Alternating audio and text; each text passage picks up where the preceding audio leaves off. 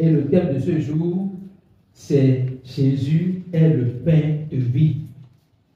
Jésus est le pain de vie.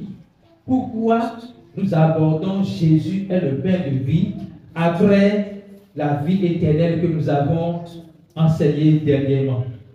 Parce que pour bien comprendre la vie éternelle, nous devons creuser encore et encore la vie éternelle sur tous ses aspects. Et l'un des aspects de la vie éternelle que nous allons voir aujourd'hui, c'est Jésus est le pain de vie. J'ai dit dans l'enseignement récent que ce n'est pas parce que nous avons la vie éternelle que nous comprenons ce que veut dire la vie éternelle. Donc nous sommes ici pour croître dans la connaissance et la compréhension de la vie éternelle. C'est pour cela que nous, ensemble, nous allons étudier aujourd'hui Jean 6, versets 27, 31 à 35 et suivant. Donc nous allons ensemble voir ce que le message que Dieu vous passer. Mais avant de lire Jean 6, on va lire Psaume 74, Psaume 78, verset 24. Psaume 78, verset 24.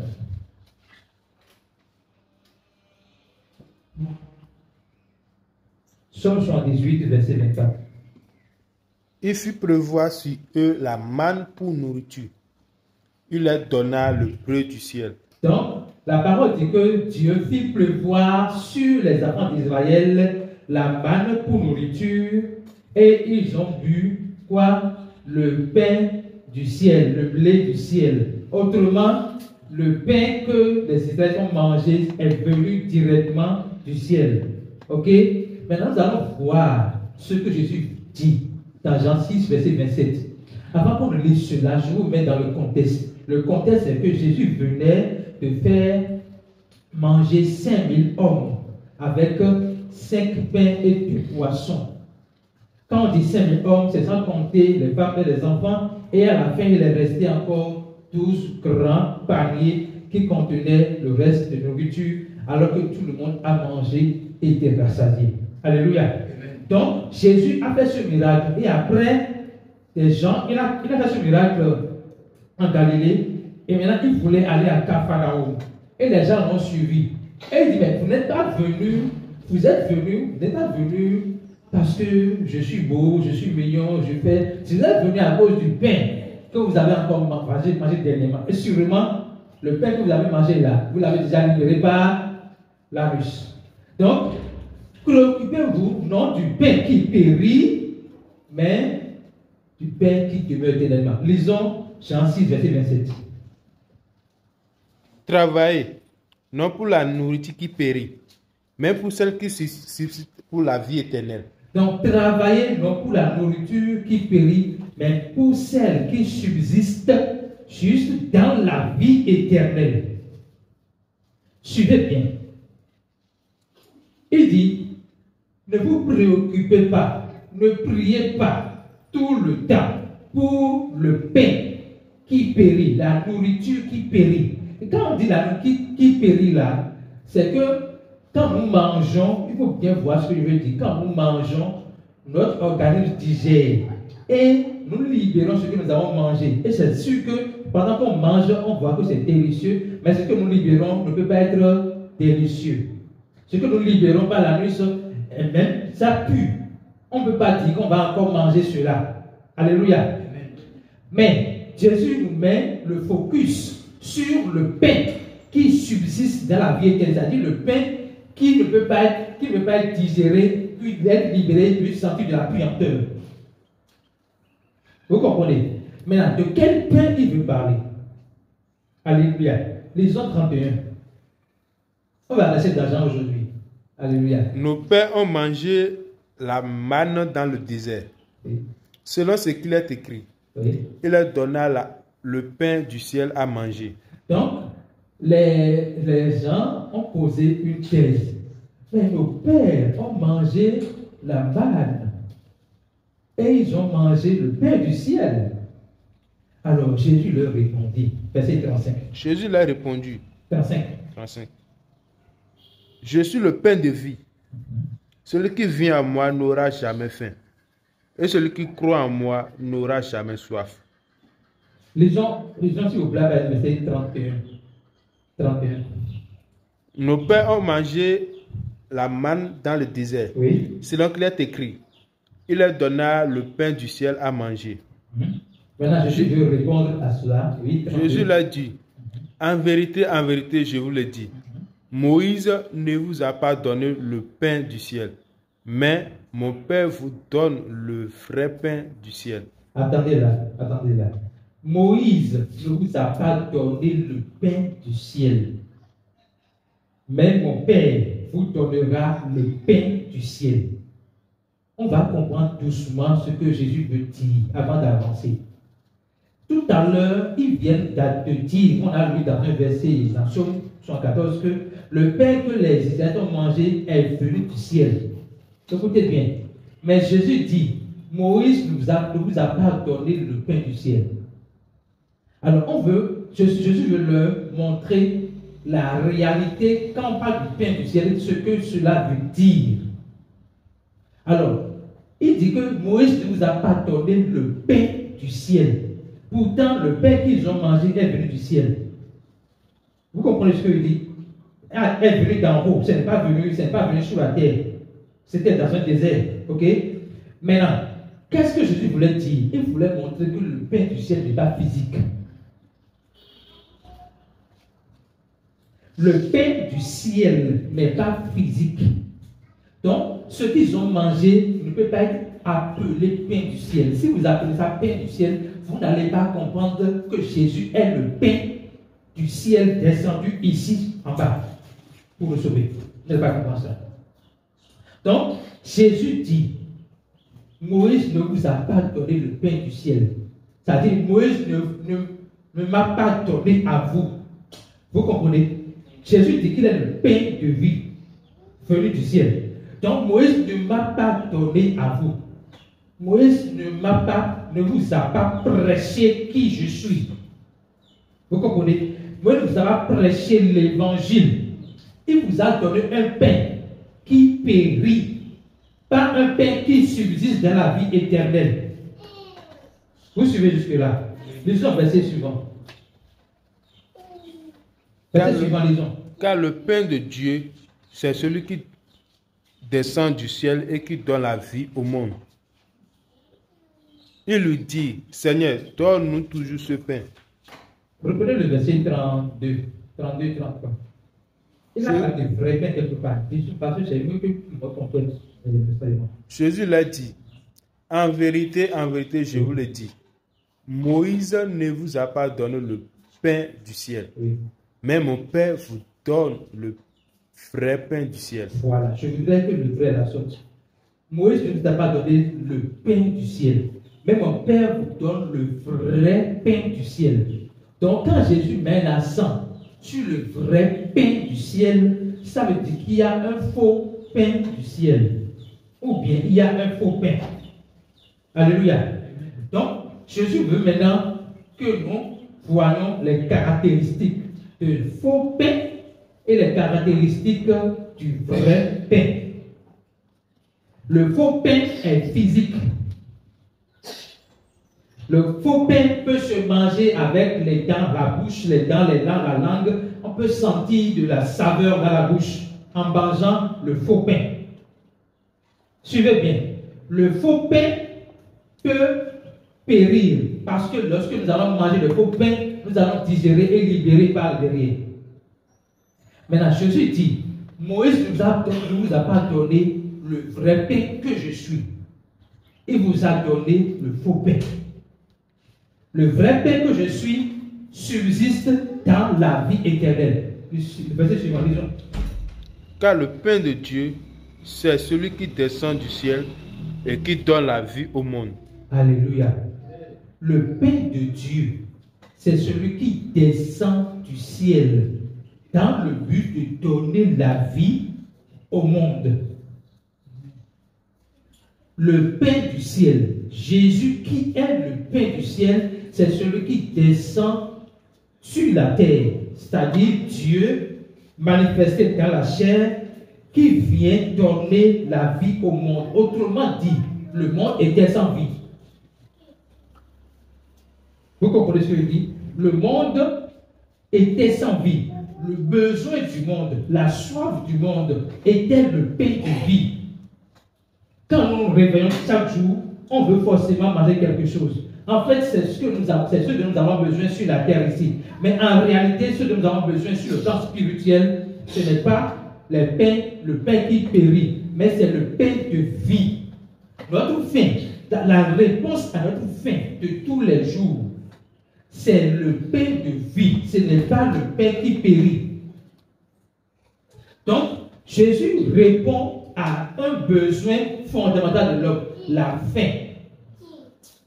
Maintenant, même si cela vous parle, la faim dont il est question ici, ce n'est pas la faim de manger un pain, un jus et dire qu'on est rassasié. C'est la faim de ce que nous devons aller, nous devons vivre dans la vie éternelle. Donc Jésus répond à ce besoin, il dit, je suis le pain de vie descendu pour donner la vie au monde. Donc le besoin du monde était la vie. Le besoin du monde était la vie. Et Jésus est la vie, est le pain de vie qui donne la vie. Maintenant, comment Jésus, le pain de vie, donne la vie? C'est par son sacrifice accompli à la croix. C'est par sa mort pour nos péchés, son ensevelissement et sa résurrection pour notre justification que Jésus donne la vie au monde. Maintenant, quand Jésus donne la vie au monde, il nous revient de faire quoi? De croire en ce que Jésus-Christ a fait pour avoir la vie en nous. Alléluia. Verset suivant. Suivons bien. Et le dire, oui. Seigneur, donne-nous toujours ce pain. Jésus l'a dit, je suis le pain de vie. Celui qui vient à moi n'aura jamais faim. Et celui qui croit en moi n'aura jamais soif. Il dit, je suis le pain. Celui qui vit en moi n'aura jamais faim. Celui qui croit en moi n'aura jamais soif. Autrement dit, quand on dit jamais, quand Jésus dit jamais, il dit, celui qui croit en moi n'aura jamais faim. Celui qui croit en moi n'aura jamais soif. Si Jésus dit jamais, il insiste sur le caractère éternel de ce qu'il donne. Et ce caractère éternel de ce qu'il donne ne dépend pas de toi, ne dépend plus de toi. Parce que c'est lui qui donne ce qu'il est. Donc il dit, celui qui croit en moi n'aura plus jamais faim. Il n'aura plus jamais soif. C'est-à-dire que la soif qui nous prend tous les jours pour la vie éternelle, pour le salut, pour être devenu enfant de Dieu, la soif là, lorsque vous croyez en Jésus-Christ, cette foi est terminée. Ce n'est plus possible que vous dites, je veux encore devenir enfant de Dieu. Vous êtes déjà enfant de Dieu. On ne l'est pas deux fois. Quand vous êtes né de votre mère, vous ne pouvez pas dire, maman, je veux encore naître de toi. Non. Cependant, ceci c'est la naissance de la chair. Dans l'esprit, lorsque vous êtes né de Dieu par la foi, vous ne pouvez plus dire encore, Jésus, Dieu, je veux naître de toi. La naissance est unique. On ne naît pas deux fois. Même si, je peux dire, lorsqu'on finit de naître de la chair, Dieu attend qu'on soit né de lui, de l'esprit, pour vivre éternellement. Donc, quel que soit le cas, on ne naît pas deux fois dans la chair, on ne naît pas deux fois dans l'esprit. Vous comprenez ça? Donc, quand Jésus dit jamais, il a dit, dès que tu es né en moi, tu es né en moi, c'est fini. D'où l'importance de comprendre l'assurance de la vie éternelle que nous avons. Pourquoi être assuré de la vie éternelle? Lorsque vous êtes assuré de votre vie éternelle, vous n'êtes plus manipulé par les vents de doctrine, la religion, les mensonges de la religion. Vous êtes stable. Vous êtes stable. Quand vous n'êtes pas assuré de la vie éternelle, franchement, je vous assure, vous allez payer de l'argent pour la vie éternelle. Vous allez refuser de dormir pour la vie éternelle. Vous allez faire des veillées de prière pour la vie éternelle. Vous allez faire tellement de choses pour acheter la vie éternelle qui ne s'achète pas, mais qui se donne. Alléluia. Donc Jésus, en tant que pain de vie, dit, celui qui croit en moi, même si il ne peut pas mourir, il ne peut plus mourir, parce que en se livrant, en donnant sa vie, Jésus a perdu la sienne d'abord. en donnant sa vie, il a perdu sa vie d'abord. Et comment il a perdu sa vie? Parce qu'il a payé le prix du péché qui est la mort. Alléluia. Donc, quand il a payé le prix du péché qui est la mort, il a vaincu la mort par sa résurrection. C'est ainsi qu'il a repris sa vie. Il dit, personne ne m'ôte la vie. Je la donne parce que je sais que je vais la reprendre. Alléluia. Donc, Jésus, en donnant sa vie, nous dit, vous avez besoin, le besoin que vous avez, c'est la vie. Alléluia. Donc, parlons du vrai pain et du faux pain. Allons-y, c'est sûr. 35. On est déjà à 35? Oui. Mais, je vous l'ai dit, vous m'avez vu et vous ne croyez point. Tous ceux que le Père me donne viendront à moi, et je ne mettrai pas dehors celui qui vient à moi. Amen. Amen. Vous lisez le verset, on va commenter. Vous lisez le verset. Mais, je vous l'ai dit, vous m'avez vu, et vous ne croyez point. Tous ceux que le Père me donne viendront à moi, et je ne mettrai pas dehors celui qui vient à moi. Tous ceux que le Père me donne viendront à moi, et je ne mettrai pas dehors celui qui vient à moi. Qu'est-ce que Jésus veut dire? Jésus veut dire qu'il ne veut pas faire telle personne qui vient à moi, il est pécheur, celui-ci il est israélite, celui-ci il est blanc, celui-ci il est noir, celui-ci il est court, celui-ci il est lancé. Ce n'est pas comme ça qu'il va faire. Celui qui vient à moi, je lui ouvre la porte. Mais notez bien, en réalité, ce n'est pas nous qui venons à Dieu, c'est Dieu qui vient à nous. C'est Dieu qui vient à nous au travers d'un messager. Donc, quand on dit celui qui vient à moi, c'est autrement dit, celui qui reçoit celui que j'ai envoyé. Vous comprenez? Celui qui reçoit le message que j'ai envoyé, c'est celui-là qui vient à moi. Et il dit, celui qui reçoit ce message, je ne vais pas lui bloquer la porte, je ne vais pas lui dire reste dehors. Mais je vais lui ouvrir la porte pour qu'il accède à l'éternité. Alléluia. Nous voulons voir maintenant. Quand on parle de manger le pain, croire en Jésus, tout ça là, vous savez, quand on dit manger le pain, ça veut dire croire en Jésus. Ok? Maintenant, nous allons voir plus clairement celui-là. On va lire Jean 6 toujours, verset 50. On va lire verset 51. Verset 51. Je suis le pain vivant qui est descendu du ciel. Donc Jésus réaffirme qu'il est le pain vivant qui est descendu du ciel. Suivez bien. Si quelqu'un mange de ce pain, il vivra éternellement. Si quelqu'un mange de ce pain, il vivra éternellement. Nous voulons voir comment on mange ce pain. Continuez le verset, nous allons voir ça doucement. Et le pain que je donnerai, c'est ma chair. Aïe, aïe. Le pain que je donnerai, lisez la fin du verset. Le pain que je donnerai, c'est ma chair. C'est ma chair et que je donnerai pour la vie du monde. Donc le pain que je donnerai, c'est ma chair que je donnerai pour la vie du monde. Comment Jésus a donné sa chair pour la vie du monde? Comment il a fait? Par sa mort à la croix. Par sa souffrance et sa mort à la croix. C'est comme ça qu'il a donné sa chair à la vie du monde. Continuez le verset. Là-dessus, les Juifs disputaient entre eux, disant, comment peut-il nous donner sa chair à manger? Donc, ils veulent comprendre comment il peut donner sa chair à manger.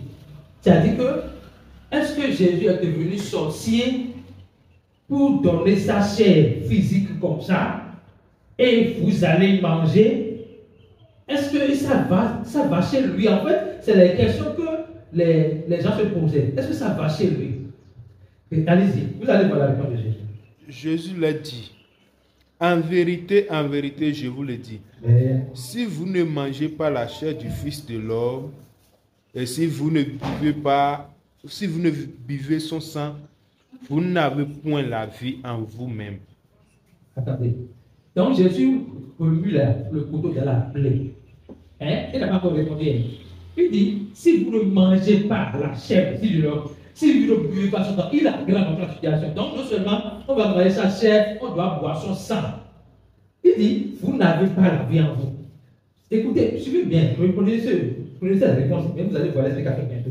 Il dit, si vous ne mangez pas ma chair, et si vous ne buvez pas mon sang, mais mandazé, vous ne l'entez pas, vous ne l'entez pas, maintenant, mon père, m'a dit, maintenant, est-ce que Jésus voulait dire littéralement, manger ma chair et boire mon sang?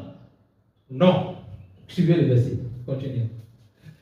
Celui qui mange ma chair et qui boit mon sang a la vie éternelle. Continuez. Et je le résisterai au dernier jour. Car ma chair est vraiment une nourriture. Et mon sang est vraiment un breuvage. Oui. Celui qui mange ma chair et qui boit mon sang demeure en moi et je demeure en lui. Oui, continuez le verset. Comme le Père qui est vivant m'a envoyé et que je vis par le Père, ainsi celui qui me mange vivra par moi. Oui. C'est ici le pain qui est descendu du ciel. Il n'en est pas comme de vos pères qui ont mangé la manne et qui sont morts. Oui. Celui qui mange ce pain vivra éternellement. Jésus dit ces choses dans la synagogue enseignant au Capernaum. Maintenant, lisez le verset 63. Pour que vous compreniez. C'est l'esprit qui vivifie. La chair ne sert de rien. Les paroles que je vous ai dites sont esprit et vie. Donc, pour comprendre tout ce que Jésus disait, il faut élever son esprit. Il dit, les paroles que je vous ai dites sont esprit et vie. Les paroles, tout ce que je vous ai dit là. Mais autrement, celui qui mange ma chair et boit mon sang, c'est celui qui croit en moi. Alléluia. Celui qui mange ma chair et mon sang, c'est celui qui croit en moi. D'accord? Maintenant, je vais aller dans un message ici de Jésus-Christ pour que nous voyons clairement quelque chose. Parce que quand nous parlons du faux pain et du vrai pain, je veux que nous ayons une claire idée de ce que Jésus pense lui-même de cela. Jésus a dit, on va lire Matthieu 26. Oui, Matthieu 26. Jésus a dit à ses disciples, nous lisons cette Bible. Pendant qu'il mangeait, Oui. Jésus prit du pain et après avoir rendu grâce, il le romput et le donna aux disciples en disant, prenez, mangez, ceci est mon corps. Si vous avez compris ce qu'on vient de dire, je veux que vous répondiez avec sincérité. Est-ce que le pain, n'ayez pas peur, est-ce que le pain que Jésus a donné à ses disciples comme ça est le vrai pain? Écoutez bien la question. Est-ce que le pain que Jésus a donné, béni et donné à ses disciples, est le vrai pain? Hein? Pourquoi ce n'est pas le vrai pain? Le vrai pain n'est pas physique. Parce que le vrai pain qu'ils vont manger là, ils vont aller libérer ça par derrière. Vous comprenez? Le faux pain plutôt. Le faux pain qu'ils ont mangé, ils vont libérer ça par derrière. Donc, Jésus, le vrai pain, donne le faux pain pour révéler le vrai pain qu'il est. Il faut comprendre ce que je dis. Jésus, le vrai pain, donne le faux pain pour révéler le vrai pain qu'il est. Maintenant, il dit l'objectif de cela. Continuez le verset, s'il vous plaît. Il prit ensuite une coupe, Oui. et après avoir rendu grâce, il la leur donna, en disant, buvez-en tous, car ceci est mon sang, le sang de l'alliance, qui est répandu pour plusieurs, pour la rémission des péchés. Le sang de l'alliance qui est... Non, le sang de l'alliance... Je veux que vous compreniez. Le sang de l'alliance qui est répandu pour plusieurs. Pour la rémission des péchés. Nous avons vu ici que quand on parle du sang, je veux que vous compreniez ça, avant que je l'avance. Quand on parle du sang de Jésus, ce n'est pas le liquide. Si c'est le liquide, suivez bien. Si c'est le liquide qui va sauver le monde, c'est-à-dire, écoutez bien ce que je dis. Si c'est le sang liquide qui va sauver le monde, il faut juste qu'on prenne un couteau et on coupe une veine de Jésus-Christ et il va couler son sang par terre et il va dire j'ai sauvé le monde. Ce n'est pas le sang liquide, c'est la vie de Jésus. Donc autrement, il leur disait prenez ma vie, buvez ma vie, parce que ma vie elle va ouvrir la nouvelle et éternelle alliance au travers de laquelle je vais pardonner les péchés du monde entier. Donc autrement, Jésus, à travers ce qu'on appelle la Sainte Seine, Jésus leur révélait que lui, il va mourir. Son corps sera livré pour la vie du monde. Et comme on dit, sans effusion de sang, il n'y a pas de pardon des péchés. À travers son corps qui sera livré, le sang va couler pour le pardon des péchés du monde entier.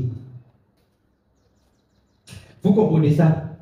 Donc le message que Jésus passait au travers de cette scène, c'est croyez dans le sacrifice que j'ai fait à la croix. Maintenant, il a dit quelque chose, je crois que c'est dans Luc et dans Marc qu'il a dit. Il dit, faites ceci en mémoire de moi. En fait, ce n'est pas pratiquer ce que j'ai fait. Si vous comprenez que je suis le vrai pain et je vous donne le faux pain, n'ayez pas le focus sur le faux pain que je vous donne. N'ayez pas le focus sur le faux pain qui périt que je vous donne. Mais ayez le focus sur la révélation derrière ce pain-là pour voir le vrai pain que je suis, le vrai pain-là qui donne la vie. Donc, ça veut dire quoi? Quand il dit faites ceci en mémoire de moi, ce n'est pas pratiquer faux pain, faux vin. Excusez-moi. Ce n'est pas dire le Seigneur bénit le pain et l'offre, voici le corps du Christ et vous allez manger le pain, le faux pain et dire corps du Christ. Non, il est en train de le dire en mangeant, en faire ce genre, c'est prêcher la bonne nouvelle aux nations. C'est prêcher que je suis le pain de vie, le vrai pain de vie. Ce n'est pas mettre l'accent sur le faux pain. Je prie que vous comprenez ça. Il dit, prêchez le vrai pain que je suis, le vrai pain qui donne la vie, le vrai pain qui sauve du péché éternel, du péché, qui nous libère du péché, le vrai pain qui nous fait passer de la mort à la vie. Prêchez le vrai pain. Et donc, mangez le pain, mangez Jésus, mangez le pain, mangez la chair de Jésus, mangez le sang de Jésus, c'est croire en Jésus, ce n'est pas autre chose. Maintenant, est-ce que je suis en train de dire que ceux qui font ça encore là n'ont pas la vie? Je n'ai pas dit ça. Ce que je souligne, même ceux qui font ça, écoutez bien, il y a des témoignages sur ça, où on dit, quand je suis malade, je prends l'hostie, je prends le sang, et je vois la guérison. Je vais vous montrer quelque chose, scientifiquement. Il y a quelque chose qu'on appelle effet placebo. Vous connaissez l'effet placebo? Non? L'effet placebo, c'est que vous êtes malade, peut-être diabète, et le médecin que c'est la phase terminale. Mais pour ne pas vous faire peur, pour ne pas vous libérer, vous êtes diabétique à phase terminale, pour que vous tuez vous-même là. Il dit, prenez de l'eau, vous allez voir que vous serez guéri. Et en même temps, vous prenez l'eau là. Vous sentez que vous n'avez plus les douleurs d'avant, les symptômes d'avant. On appelle ça effet placebo. Ça dit que votre foi, la foi que vous avez mis dans l'eau, vous a guéri. Ce n'est pas l'eau qui vous a guéri. Vous comprenez ce que je dis? La foi que vous avez mis dans l'eau vous a guéri. Mais ce n'est pas l'eau qui vous a guéri. Autrement, quand la foi que vous allez mettre dans l'hostie, même si je oublie l'hostie traditionnelle là, si vous prenez de l'eau seulement pour dire j'avais ce mal, je vais prendre, je crois qu'avec l'eau là, la foi que vous avez mis dans l'eau là, c'est la foi qui va vous guérir, ce n'est pas l'eau. Maintenant, quand on prend le cas de l'hostie qui guérit là, ce n'est pas l'hostie physique qui a guéri. Parce que tous ceux qui font ça connaissent Christ. Donc c'est la foi en Christ qui les a guéris. Ce n'est pas l'hostie physique. Comprenez ce que je dis. Je ne suis pas en train de critiquer une pratique, une religion, mais je veux que nous voyons au-delà de la pratique. Lorsque la personne croit que si je prends l'hostie, je vais guérir, autrement, il sait que l'hostie représente quelqu'un qui est Jésus-Christ. Donc, en fait, c'est la foi qu'il a mis en Jésus au travers de l'hostie qui l'a guéri. Mais ce n'est pas l'hostie qui l'a guéri. Parce que l'hostie, il peut sortir l'hostie et remettre ça à quelqu'un qui ne connaît pas Jésus. Ce n'est pas évident que la personne sera guérie. Donc, c'est la foi qu'il a mis dans celui-là qui l'a guéri. Donc, quel est l'objectif de Jésus-Christ en faisant cela? C'est pour qu'ils soient conscients du vrai pain et détournent peu à peu leur conscience du faux pain. Donc, celui qui comprend ce message va commencer par détourner peu à peu, pas du jour au lendemain. Et ce n'est pas l'objectif de Dieu. Non, le faisant, ce n'est pas un péché. D'accord? Faisant cela, ce n'est pas un péché. Mais lorsque vous comprenez que Jésus est le vrai pain de vie et que ce qui est devant vous est le faux pain, vous allez commencer par voir le vrai pain plus grand que le faux pain. Vous allez, je ne vais pas dire maintenant là, ok, je vais croire en Jésus sans le pain, voir ce que ça va donner. Donc vous croyez en Jésus pour avoir guérison sans prendre le pain, et vous voyez que vous êtes guéri. Donc vous allez voir qu'en fait, la puissance n'est pas dans le pain, mais en la puissance n'est pas dans le pain, mais en Jésus. Même si le Père est béni, tout ce que Dieu fait, on dit Dieu, tout ce que Dieu est béni, Dieu est bénédiction. Bien. Tout ce que Dieu fait est déjà béni. Vous n'avez pas besoin de dire, j'ai béni le pain, j'ai béni l'eau, j'ai béni le sel. Tout ce que Dieu fait est déjà béni. Et quand nous savons Dieu en nous, tout ce que nous touchons, quel que soit le mal qui est dedans, tant que nous touchons, ça va disparaître. J'ai entendu quelque chose et je l'assume. Je dis, personne ne peut m'empoisonner. Je le sais depuis très longtemps, avant même de connaître Jésus, avant même de comprendre Jésus-Christ. J'ai dit, personne ne peut m'empoisonner. Si ça arrivait, je bois, je n'aurais rien. Parce que Jésus a dit, vous allez boire des breuvages mortels, ça qui aura le cœur par. Si ça arrivait, soit je veux boire, et quelque chose arrive, et là je casse. Ce qui est sûr, dans l'un ou l'autre des cas, là, je ne serai pas atteint. C'est très clair dans ma vie, dans mon cœur. Vous comprenez? Donc, quand on dit ça, si on voit, on met notre foi en Jésus. Ce n'est pas ta foi, je veux voir si elle m'aime ou pas. On en a moins dit. Non. Tu es libre. Tu vas chez quelqu'un, il te donne à manger, tu manges. Il te donne à boire, tu bois. Mais tu bois comment? Dans l'action de grâce. Tu manges dans l'action de grâce. Sachant que, quel que soit ce qui va se passer, tu es protégé. Si tu manges, tu n'auras aucun mal. Si tu ne manges pas, c'est que ce n'est pas pour toi. Alléluia. Soyez rassurés que nous avons le pain de vie. Jésus est le pain de vie qui est venu donner sa vie au monde qui n'avait pas de vie. Le besoin du monde, c'est la vie. Et ce n'est pas la vie sur cette terre-là. C'est la vie qui ne périt pas. Parce que les amis nous focus sur la vie sur cette terre-là. On n'est jamais satisfait. Jésus me dit, lorsque vous avez le pain de vie, vous êtes éternellement satisfait. Il n'est pas possible qu'on dise que vous allez faire de salut. Pourquoi? Parce qu'il a donné cette vie-là éternellement. Il est le garant de cette vie qu'il vous a donnée. Il dit que cette vie ne peut pas périr. La comparaison qu'il fait, c'est pour que nous puissions comprendre ce qu'il veut dire. Les gens ont l'habitude de manger du pain à l'époque de Jésus-Christ. Et vous, même aujourd'hui, ils veulent le savoir. Le pain que vous mangez là, vous allez le manger, vous allez digérer, vous allez libérer cela. Donc ce n'est plus le pain qui vous appartient. Alléluia. Mais mon pain, le pain qui vient de mon Père, le pain du ciel que je vous donne, ce n'est pas un pain qu'on peut digérer et libérer. C'est un pain qui demeure éternellement. Alléluia.